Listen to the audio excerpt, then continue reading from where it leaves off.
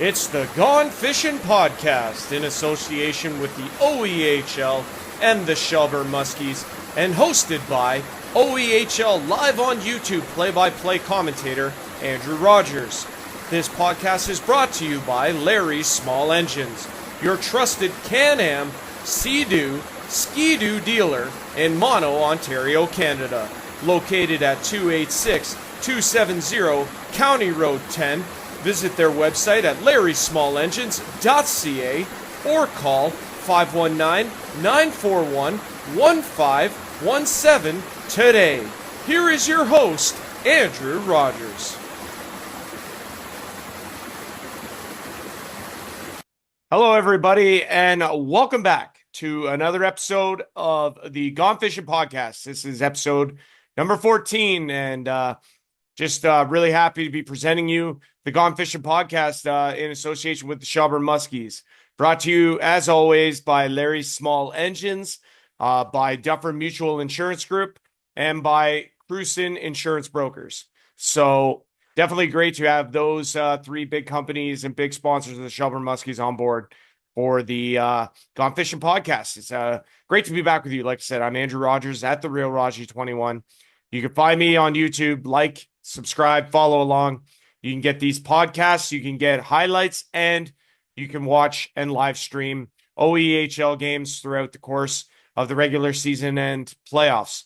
I have 3 games left on the OEHL schedule as of right now. The first one back in terms of live streaming will be this upcoming Saturday, Thornbury for the Georgia Bay Apple Kings and your Shelburne Muskies. That'll take place at the Beaver Valley Community Center and Arena at 5:30 on Saturday, January 24th. So that'll be a big game. Obviously, a lot happening right now in the OEHL in terms of where the teams lie in the standings. Like, it's crazy. In the South, nothing's decided. It's very well balanced. However, in the North, which we learned yesterday, considering this podcast is coming out on Thursday, what we learned yesterday is this.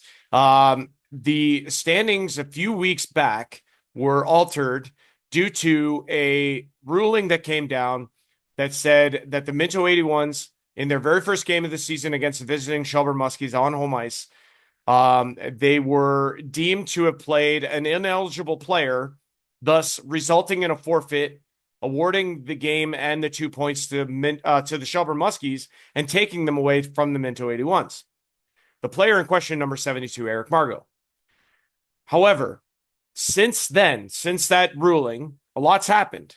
The first big thing was that the Minto 81s had put in an appeal and won that appeal to get 4 players reinstated to their roster.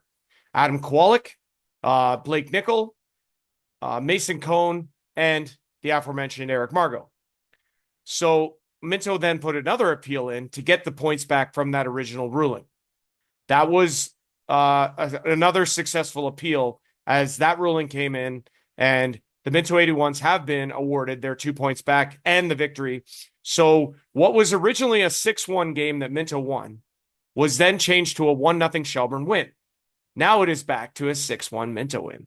So all the stats kind of reset as if it never happened in the first place. But the thing is that it makes these games a lot more interesting for the Shelburne Muskies going forward. Because now you have in the North, the top 4 seeds have essentially been decided. It's just a matter of who finishes 1, 2, 3, 4. But I think it's safe to say that the Ripley Wolves are going to finish first. They can't be caught, I don't believe. However, the 2, 3, and 4 seeds are still anybody's game. They're all separated by a point. So what that means essentially, though, is the Shelburne Muskies now are only 1 point ahead of the Lucknow Lancers. They play each other on Friday in Dundalk. This game could essentially decide who plays 8th or who finishes 8th and has to play Creemore in the play-in series to determine the 8th seed in the normalized playoffs. And who gets 7th seed and has to take on the second place team in the North in the best of 7 first round. Like, it's crazy. We'll get into all the finer details of that when we go through the standings and if the playoffs start today, etc. But yeah, this past weekend, a lot of games. I did 3 of them on my live stream. Friday, I was in Shelburne to do the Shelburne Muskies Lucknow Lancers. Saturday, I was in Elmvale to do Georgian Bay Elmvale Harvesters. And then on Sunday, I was in Palmerston, back where it all began, like 8 years ago, or actually it was more like 6. All back where it all began, back in 2019 in Palmerston Arena, where I was doing this past Sunday's Minto 81 Saugus Shores Winterhawks game. Busy weekend for me, but lots of great action and lots of moving and shaking. So it was a great time. Before we get into the graphics that I would normally show, I do want to take this opportunity. I did it on the broadcast and I'm going to do it again. I don't know what happened exactly and how I missed this because I've done a lot of games this year and every game I've done the same. So the first period, I believed I was broadcasting the entire time. It wasn't until intermission where it was pointed out to me that I wasn't. And basically all it was that I didn't click an extra button to start the broadcast at the very beginning. I thought I had, turned out I didn't. And the whole entire first period was was not recorded. So on behalf of myself, to the Shelburne Muskies, to the entire Muskies franchise organization, to Crusen's Insurance Brokers, to Dufferin Mutual Insurance Group, Larry Small Engines, the people I had that night for Face Off for Cancer, completely was embarrassed by the fact that the first period wasn't shown. So I apologize for that. And obviously, when things like that happen, you learn from them and you make sure that they don't happen again. Luckily, in the 2 games that followed this past weekend, it didn't. So lesson learned, hopefully, fingers crossed. But yeah, so we do have highlights from the Shelburne Muskies Lucknow Lancers game on Friday. And we'll get you up to speed on what else happened this past weekend. And then we'll go through our stat categories, standings, if the playoffs started today, and the Shelburne Muskies stats at this point in the season. We have 2 weekends left. So lots of stuff going on. We also had games rescheduled or scheduled finally. There's 1 game in the OEHL that was postponed this past weekend that has not yet been rescheduled. So as soon as I have that info, I'll update it on a podcast. But that'll probably be next week, I would imagine. That between the Erin Outlaws and Dunnville Arrows. But anyways, like I said, why don't we get into our graphics board and we'll go through them one by one like we normally do. This past weekend, we started in the South. There was 2 games that took place. One in Elora, the Elora Rocks defeating the Erin Outlaws in a wild game, 9-7 at the Jefferson Elora Community Center. Elsewhere, it was Milverton losing to Petrolia 5-2 at the Greenwood Rec Center in Petrolia. We do have highlights from Lucknow Lancers, Shelburne Muskies before we get to our next board. Here they are.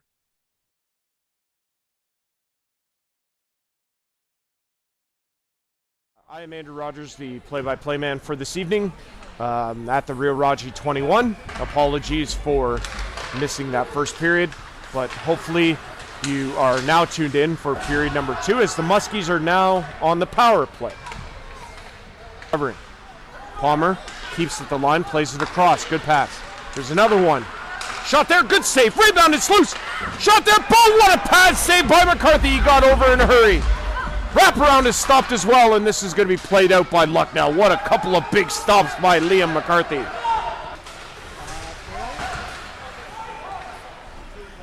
We just continue on. We're going to be joined in a few minutes here once the stoppage occurs. There's a shot. They score. Lucknow on the power play, able to capitalize to make this a 2-1 game. Goal scored there by number 19, Brett Binning. That's goal number 8 on the season for Binning, and it makes it a 2-1 game here in Shelburne. Now to be played to the line. Simpson gets that puck out, and Lucknow has a pair of players. Here's Chase Mears, stopped by Marquis. And one of the Muskies went sprawling into the post after that play was over, and that's a massive save for Dominic Marquis off of number 20, Chase Mears. This one's one back to be Carter LaRue. He'll throw it down to the outside. No shot yet. LaRue shoots there. Scores! It's in! Carter LaRue from the line floats it through, and it beats Liam McCarthy on the blocker side. And Carter LaRue restores the Shelburne Muskies 2-goal lead. It's now 3-1 here in the second period. And It'll be played back by Benedetti, and that will do it for period number 2. There it is. There's the horn. 40 minutes are in the books here in Shelburne. Face off for Cancer Night.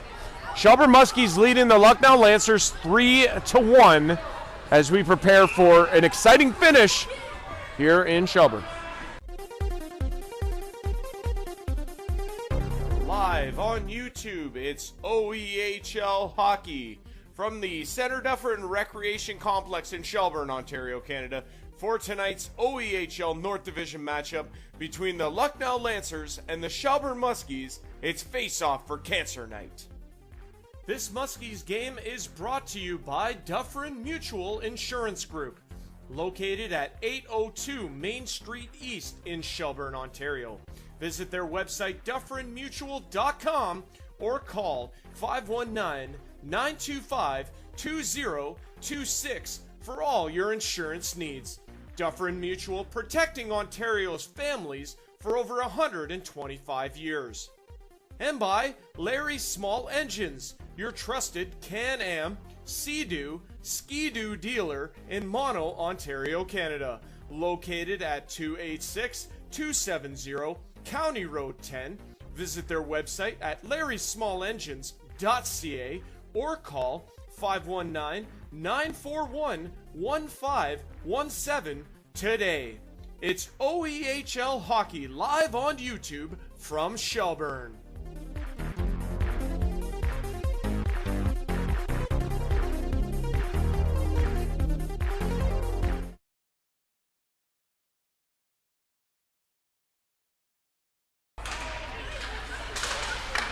And we're back and underway.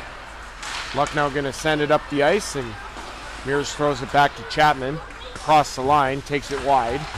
Sebastian DeCastro there, can't get there as Jackson picks it up. Shoots, glove save, Marquis, and a beauty. And he'll hang on. There by Benedetti, and now it's going to come back to the line. There's a chance there. Shot scores! It's deflected home! And who's going to get this one? And it's going to be, I believe that's Jake Belvedere, number 28 on the deflection. Puts it home.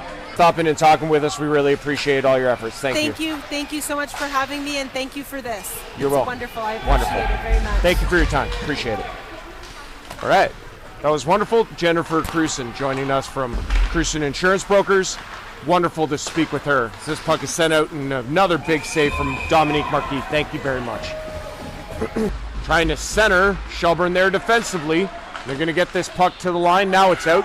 And Caruso has a chance at the empty net. Scores. Sean Caruso puts the one in the empty net. And Jackson goes after Rive. And Caruso steps in for that one, as now we get more rough stuff just out of picture here. There we are. And the final seconds will tick down.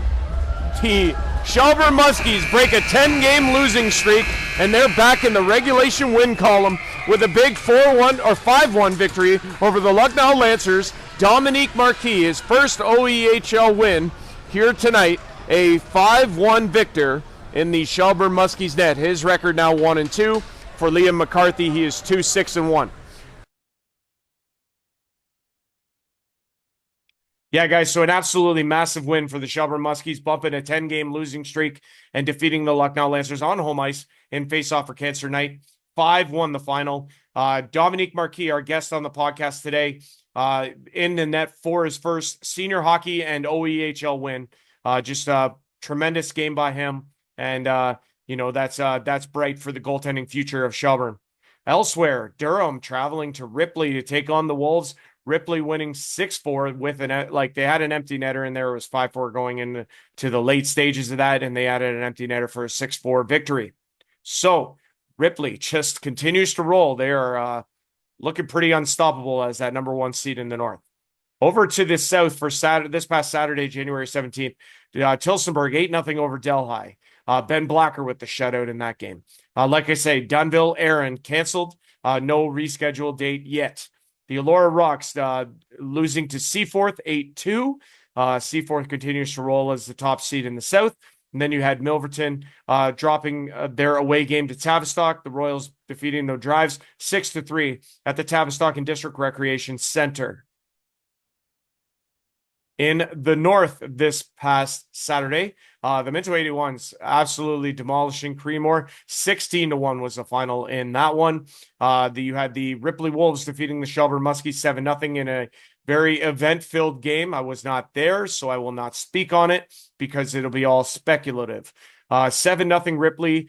Jason Hamilton with the shutout in that one. The Durham Thundercats bouncing back after the loss the night before, defeating Lucknow 9-3. And then you had the Elmville Harvesters getting back in the win column, 5-2 over Georgian Bay after falling to Minto this in their previous game. Elmville, like I say, defeating Georgian Bay 5-2. On Sunday, one game took place, and I was in Palmerston. Minto 81s defeating the Saugeen Shores Winterhawks 5-2. It was great to see the Winterhawks and Rob Flick. Boy, that guy is awesome when he's in the lineup. But the Minto 81s really solid. Jonathan Reinhardt played really well, and Blair Butchert had a pair of goals to lead the Minto 81s to victory. So how it affects the standings in the South, we'll start there. Seaforth continues to lead. They're the number one seed in the South, 29 points. Petrolia now in second place, 24. Aaron in third at 23. You have Tavistock one behind in fourth at 22. Alora lone in fifth, 20 points. Dunville, 16 points in sixth spot. Tilsonburg, 3 points ahead of Milverton now.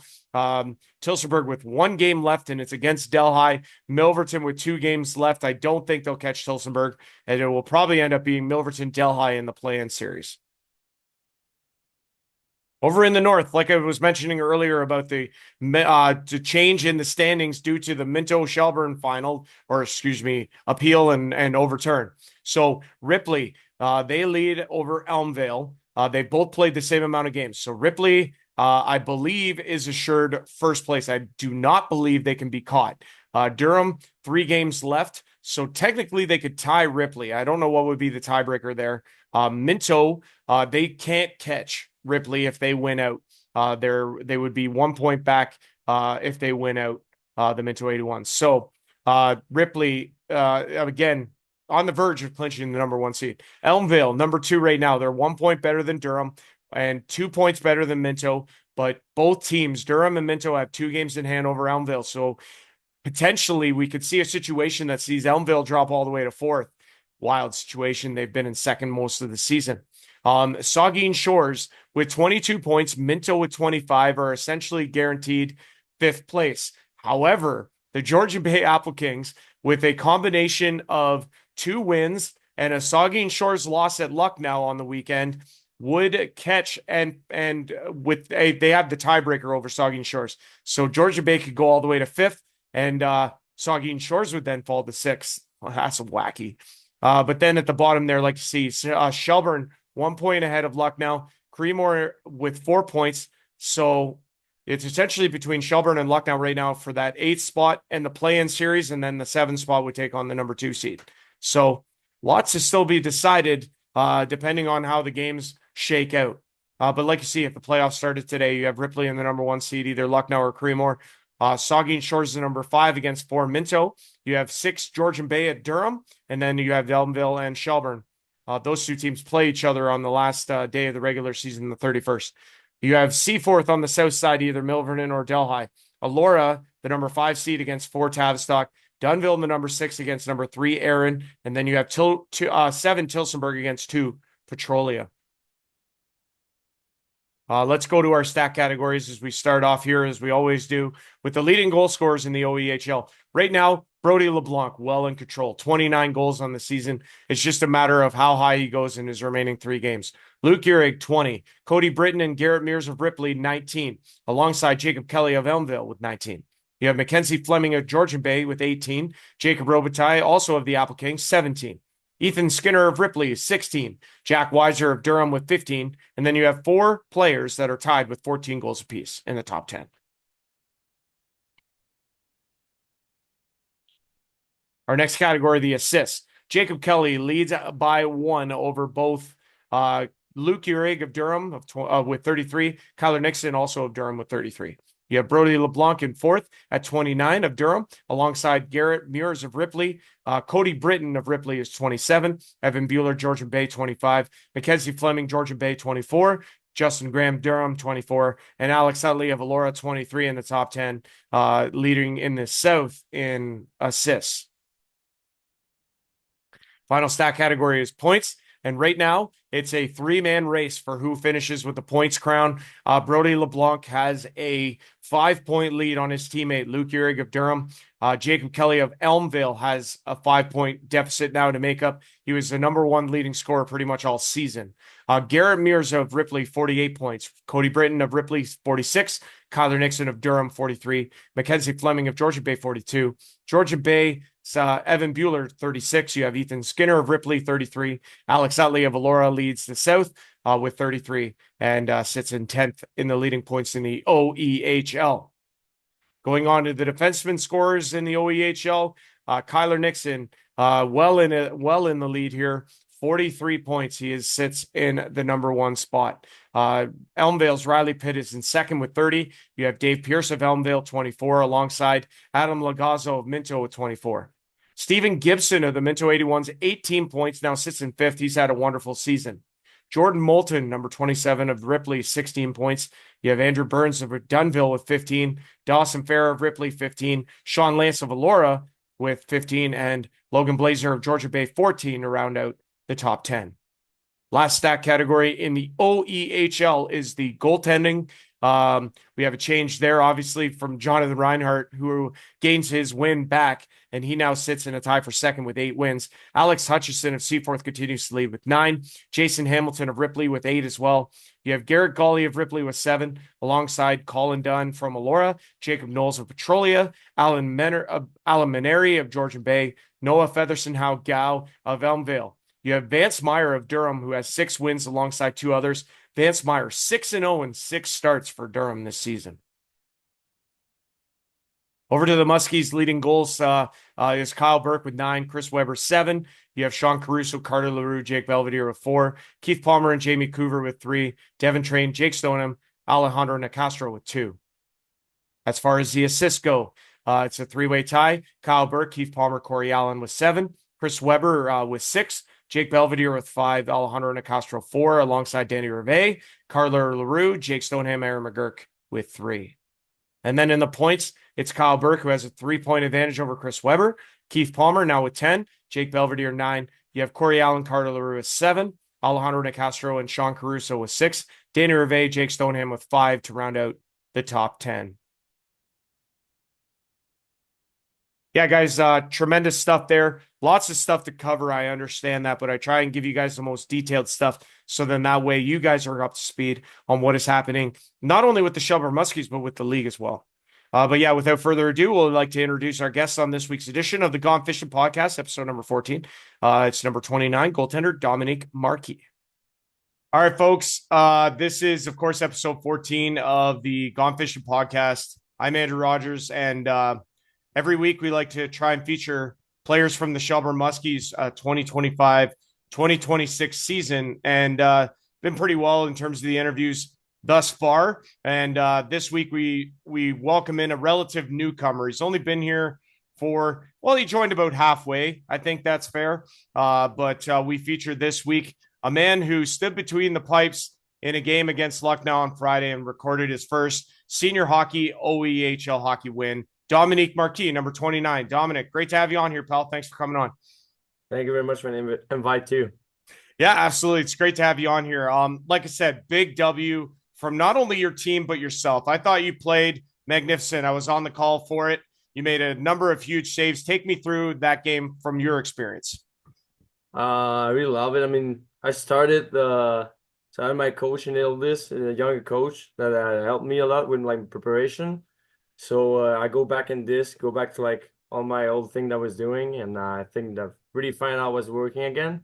So I went on the ice, I was confident, and everything went well. I think the team was communicating well. They were cleaning every rebound I was giving, and at the end, I think it was a big win for the team. I think that was a huge like 2-point that we get, and that was a lot of fun. That was a big relief too to get that first senior win too. Absolutely. And again, you mentioned it, big 2 points on the board. We're coming into crunch time here. Obviously, you go from the highs of that win and you follow it up with maybe a smack on the chops, top seeded Ripley kind of fed it to you the night after. You started both games, if correct. What was your reaction to, like, in comparison? I guess that's what I'm trying to get at. Like, obviously, one opponent to the other being a team that's only lost 3 times this year. Yeah, I mean, like the first game we had the home ice too, so we know our rink, we know like our fans and everything, and the fan was amazing True. during that game. We went over there, that's their rink, really smarter than what we play usually, so the shot was coming faster and everything. I think we played good first and a good second. We had less penalty, so that was good. And I think just third period, a couple things happened, and nothing that can be fixed. I'm sure we can Right. fix that, but at the end, like couple bad rebounds, thing that we could have make different. But no, I think we play a good, really good team. They had more opportunity than us, and at the end, like I'm sure if we play at them again, the score can be really different. That's a great mindset to have. Short memories is what I like to refer to it as right here. And, again, you come up on this Friday, another familiar opponent, one you just played and got a win against. Lucknow again, this time in Dundalk. And then you guys travel to Georgian Bay to play Thornbury, before you end the season in Elmvale on the 31st. So those are 3 huge games. Right now, you guys are battling for who finishes seventh and who plays eighth. The eighth would play in a play-in series. So ideally, if you could avoid that, that'd be fine. Where is the team's mindset? I know you guys just practiced. How are you guys feeling going into this weekend? I think we feel good. Like we just first game, first so the winner we got. I think that was one of the best game that we play Mm-hmm. because everybody was just having each other back and all of this. I think if we go in that game with the same mindset and we can bring more intensity, more hit, and everything, because I think we're a pretty physical team. Right. So I think if we bring that to the team to the game, I think we can get those 2 points again. And after this, like if we have 2 points, let's make it four, and we just follow with that after. Absolutely. Momentum is everything. String a couple wins together can really change the mindset of a group. Um, so since you joined, like, what was that process like? How did you become a Muskie? How did that come to fruition? So I started the year. I went to the Fed in the Okay. FPHL. So I spent over there like for a week to do the camp, and I spent another week with them. And after this, a goalie from the SPHL came down. So they asked me if I wanted like to stay for practice, thing like that, and I just came down. I was supposed to like find something else. Um, didn't find anything like super fast, so I just went to my old team that I knew really well, and I helped them coaching and all this because I wanted to see some other guy that I was playing with last year. Okay. And one of the coaches knowing Corey Allen, so Oh, he okay. texted There you me go. like yeah. So he texted me, oh, if you still want to play and all this, just go see him and he'll maybe have something for you. So I went to practice, and I think the fit was really well. I love the guy. They welcomed me like super fast and all this. I was really happy to have because that's a big family. I'm from far from here, so Right. having like that second family is a huge thing for me. That's awesome. And what do you think of the Dominator nickname? I think it's wonderful. I think it's hard for like I got a couple nickname. I think this one is probably my favorite. Yeah. But yeah, and I get it pretty fast too. I think after like the second practice, something like that was amazing. I really love it, and I kind of said like the guy was trusting me and all that too. So that felt great, and I feel like every game that I went to, I had the confidence because the guy was just saying it, and I think that's like a booster at the same time. So I really love it. That's awesome. No, and I agree with you. I haven't followed this team all year. They're a good group of guys, and really, it's really nice when somebody new comes in and they tell you the same thing. It's just how welcoming they are, and how accepting they are of new people, and just make it really comfortable of a transition. Um, when it comes to it, like, who would you say, like, do you have a favorite goalie, like, in the NHL, like someone that you've followed your whole life that you've really liked from the get go? He's My favorite goalie was Corey Crawford that was playing for That's a Chicago good one. Blackhawks. Yeah, that was a good one. But right now, I would say I love looking at Dobish with Montreal because I'm a huge Oh yeah, Montreal fan. yep. Dion And Dalglish, yeah, yeah, 75. Montreal Canadiens, yeah. yeah, I like his size, a young goalie too, around my age, and I really like the way he play.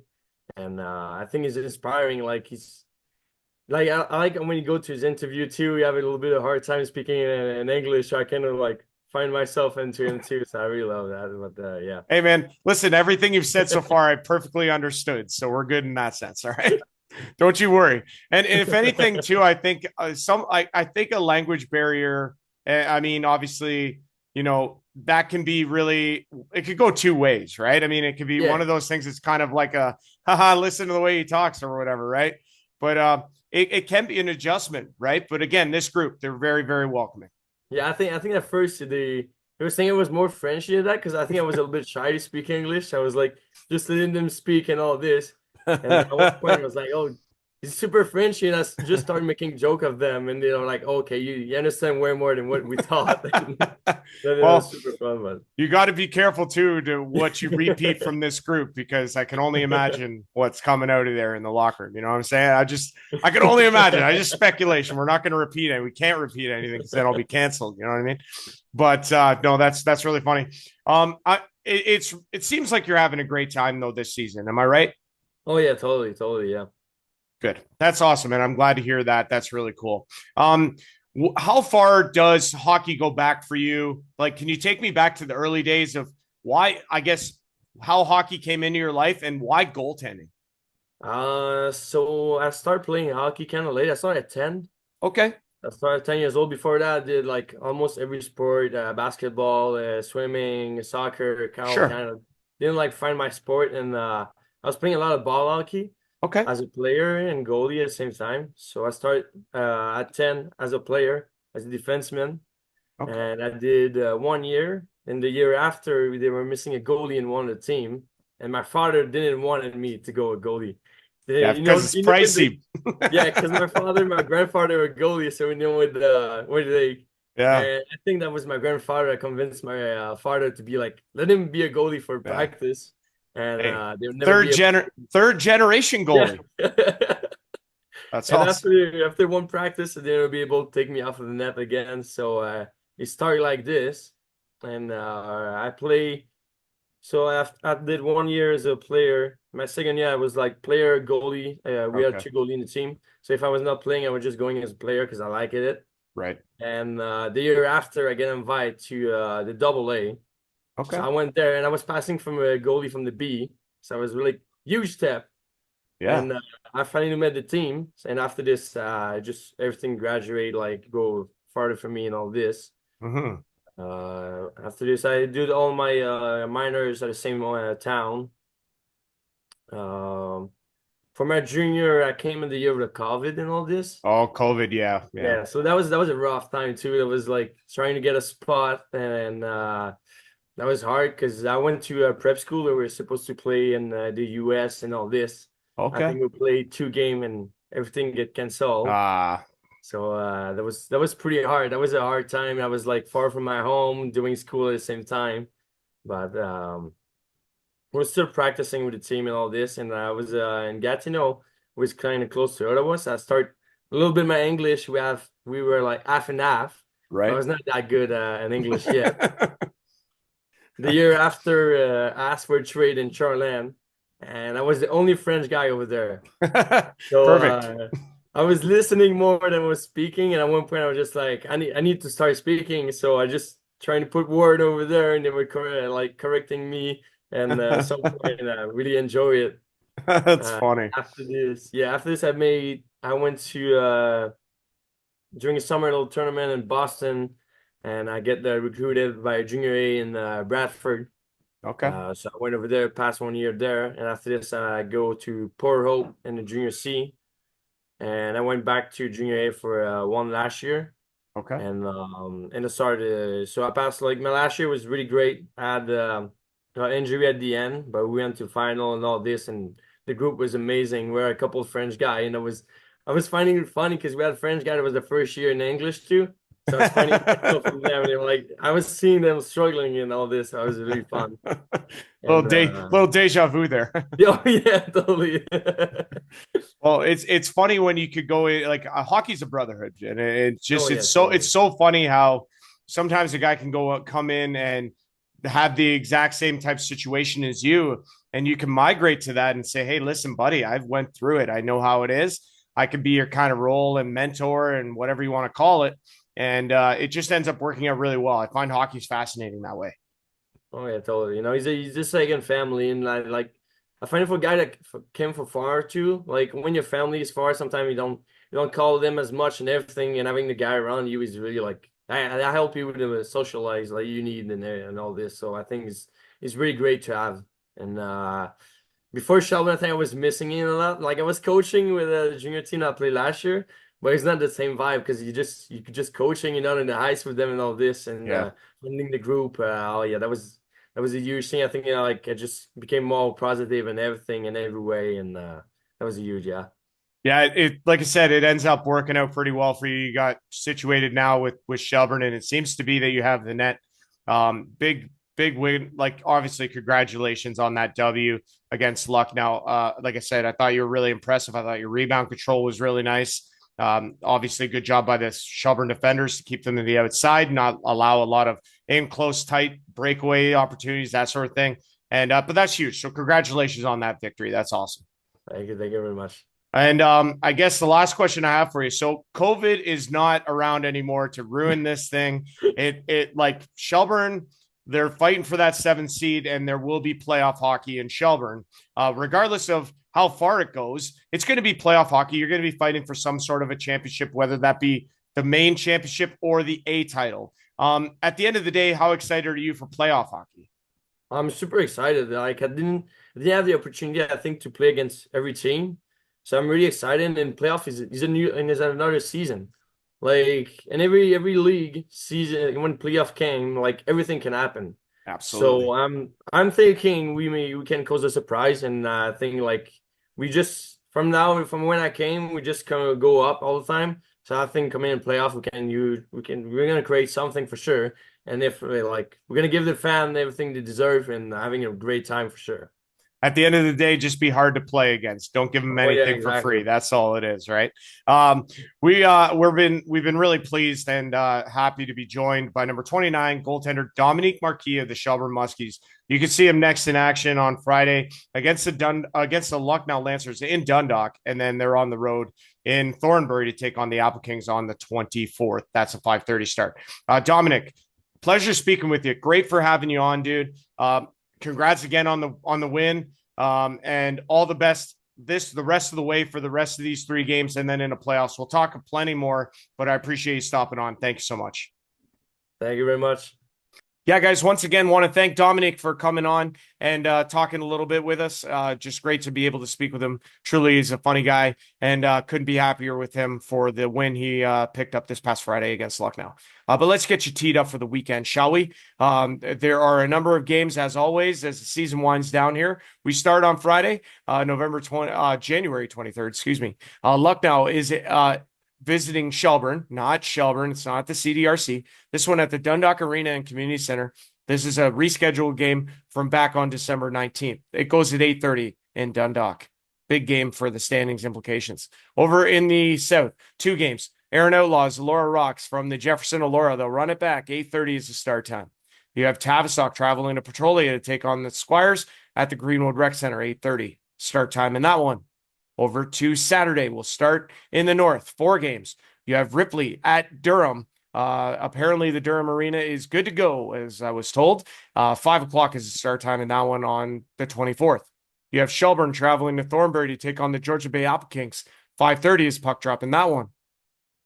Minto 81s and the Creemore Coyotes go from the Creemore and District Recreation Center. 7:30 is the start time in that one. And then elsewhere, you have Saugeen Shores traveling to Lucknow to take on the Lancers. 7:30 is the start time for that game. In the South, there are four games as well. You have the Aaron Outlaws traveling to Milverton to take on the Milverton four-wheel drives. 2:30 puck drop. Seaford traveling to Tavistock to take on the Royals. 7:30. Petrolia in Dunville to take on the Arrows. 8 o'clock. And Tilsonburg takes on Delhi. 8 o'clock is the start time, Delhi Community Arena. And then finally, the weekend wraps on Sunday, January 25th. One game in each division. In the North, Durham traveling to Minto to take on the Minto 81s. 12:30 is the start time in that one. And then in the South, you have Dunville at Elora. 3:30 is the start time in that one. This game is a makeup game also from December the 19th. And where will I be this weekend? Well, that's an easy one. In Thornbury to take on live stream the game in Thornbury between the Shelburne Muskies and the Georgian Bay Apple Kings. Yes, that Shelburne Muskies record says 3-12-2. But with their game on Friday, that record will change prior to that. So it could either read 4-12-2 or 3-13-2. We'll see. But anyways, 5:30 start time at the Beaver Valley Community Center and Arena. But yeah, guys, like I was saying before, so we had 2 games that I've been trying to figure out when they were going to be rescheduled for, and that finally happened this past weekend. So the Durham Thundercats and Minto 81s, they have a home and home to finish the season, and those 2 dates have been confirmed now.